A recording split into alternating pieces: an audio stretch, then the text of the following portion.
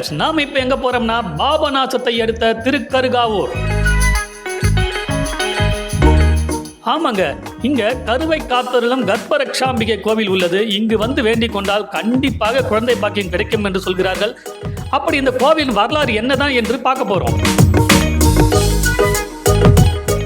தமிழ்நாட்டில் உள்ள பாபநாசம் என்ற இடத்தில் உள்ள திருக்கருகாவூர் நகரத்தின் பசுமையான பசுமைக்கு மத்தியில் கர்ப்பரக்ஷாம்பிகை அம்மனுக்கு அர்ப்பணிக்கப்பட்ட புனித ஸ்ரீ கர்ப்பரக்ஷாம்பிகை கோயில் அமைந்துள்ளது. இந்த பழங்கால கோவில் பக்தர்களின் இதயங்களில், குறிப்பாக கர்ப்பம் மற்றும் கருவுறுதலுக்கான ஆசீர்வாதங்களை நாடுபவர்களின் இதயங்களில் ஒரு சிறப்பு இடத்தை பிடித்துள்ளது. இந்த கோயில் 7ஆம் நூற்றாண்டில் சோழர்கள் காலத்தில் கட்டப்பட்டது. நாளும் இன்னிசையால் தமிழ் பரப்பிய ஞாயன்மார்களுள் திருஞான சம்பந்தர், மாணிக்கவாசகர் பாடல் பெற்ற சிறப்புமிக்க பிரார்த்தனை தலமாகும். இத்திருக்கோயிலில் சுவாமி விநாயகர், நந்தி சுயம்பு வடிவமாக உள்ளனர். சுவாமிக்கு அபிஷேகம் செய்யப்படுவதில்லை. வளர்பிறை பிரதோஷம் அன்று புனுகு சட்டம் மட்டுமே சாத்தி வழிபடுவதே சிறப்பு. குழந்தை இல்லாதவர்கள் இங்கு வந்து வழிபட்டால் குழந்தை பேறு உண்டாகும், கருச்சிதைவு ஏற்படாது, புத்திர பாக்கியம் தொடர்பான தோஷங்கள் ஏற்படாது. அம்பாள் பெயர் கருக்காத்த நாயகி, வடமொழியில் கர்ப்பரக்ஷாம்பிகை. இத்திருக்கோயிலில் அம்பாள் சன்னதியில் நெய்யினால் படிமெழுகி கோலமிட்டு மீதமுள்ள நெய்யை அம்பாள் பாதத்தில் வைத்து அர்ச்சனை செய்து கொடுப்பார்கள். இந்த நெய் பிரசாதத்தை 1/2 கிலோ நெய்யுடன் கலந்து தம்பதியர் 48 நாட்கள் சாப்பிட்டு வந்தால் புத்திர பாக்கியம் உண்டாகும். கர்ப்பிணி பெண்கள் சுகப்பிரசவம் அடைவதற்காக அம்பாள் பாதத்தில் வைத்து மந்திரித்த விளக்கெண்ணெய் வலி ஏற்படும் போது வயிற்றில் தடவினால் எந்த விதமான கோளாறும் இல்லாமல் சுகப்பிரசவம் ஏற்படும். நம பார்வதி பதையே அரகர மகாதேவா. தென்னாடுடைய சிவனே போற்றி, எந்நாட்டவர்க்கும் இறைவா போற்றி. வாகர்த்தாய் வசம் பிரத்தோ வாகர்த்த பிரதிபத்தையே ஜெகதப்பிதரோ வந்தே பார்வதி பரமேஸ்வரோ. அருள்மிகு கர்ப்பரக்ஷாம்பிகா சமேத முல்லைவனநாத சுவாமி திருக்கோயில் திருக்கருகாவூர், பாபநாசம் மற்றும் தஞ்சை மாவட்டம். திருக்கோயில் தல வரலாறு. இது முல்லை காடாக இருந்தது. கௌதமர், கார்கேயர்ன முனிவர் தபஸ் பண்ணிட்டு இருந்தாள். இப்போ வேதிகை நித்துருவர்ண தம்பதிகள் குழந்தை இல்லைன்னு பிரார்த்தனை பண்ணினான்.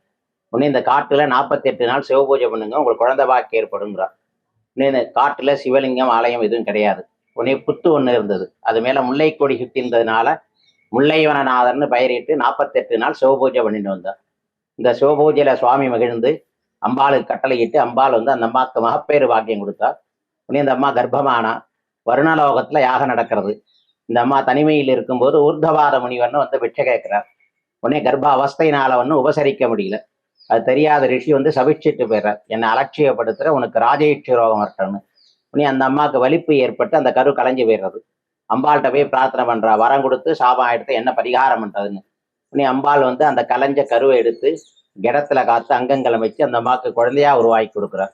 இந்த குழந்தைக்கு பால் வேணுங்கிறதுக்கோசரம் காமதேனு கட்டளையிட்டு காமதேவர் தன்னுடைய குழம்பனால பூமியை சுரண்டி பால் உற்பத்தி பண்ணது. இதுதான் எய்தாப்புல குளம், க்ஷீரகுண்டம்னு பேரு, கோயிலுடைய தீர்த்தம். உடனே வருணலோகத்துலாம் யாகம் முடிஞ்சு இங்க சம்பவத்தை கேள்விப்பட்டு சுவாமி அம்பாலவே தரிசனம் பண்றா.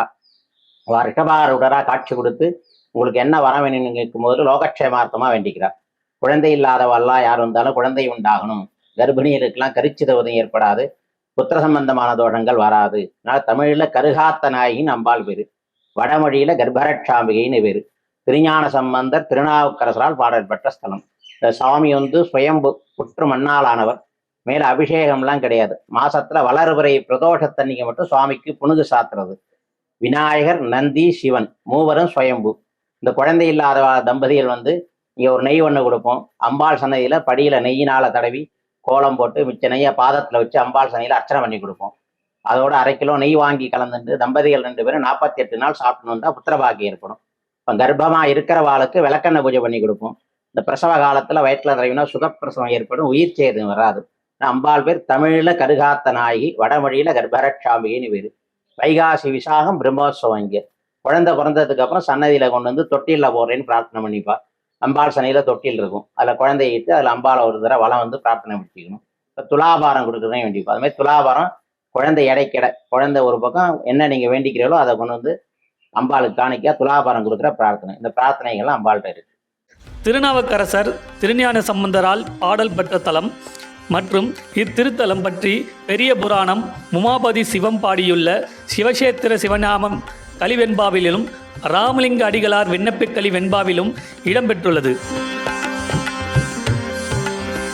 மேலும் இது போன்ற வரலாற்று சிறப்புமிக்க ஆன்மீக தகவல்களுக்கு இணைந்திருங்கள் கோவல் பிளாக் சேனல்.